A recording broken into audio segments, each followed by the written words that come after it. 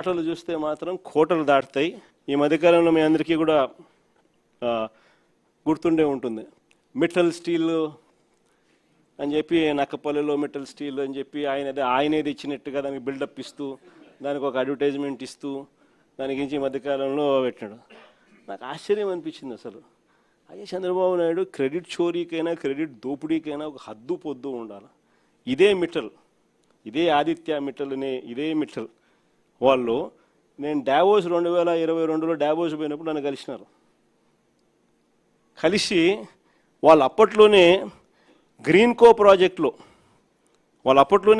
ప్రాజెక్టులో దాదాపుగా 4,800 కోట్ల రూపాయలు కర్నూలులో కడతా ఉన్న హైడ్రో పంప్ స్టోరేజ్ ప్రాజెక్టులో భాగం తీసుకొని గ్రీన్కోలో 4,800 కోట్ల రూపాయలు పెట్టుబడులు పెట్టడానికి ఆ రోజుట్లో డావోస్లో అప్పుడే నా సమక్షంలోనే అవగాహన కుదురుంది.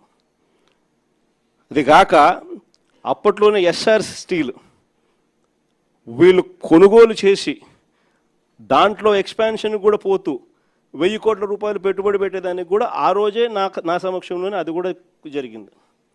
ఇది కాక వీళ్ళను కొత్త స్టీల్ ప్లాంట్ పెట్టడానికి అడుగులు ముందుకు వేయండి అని చెప్పి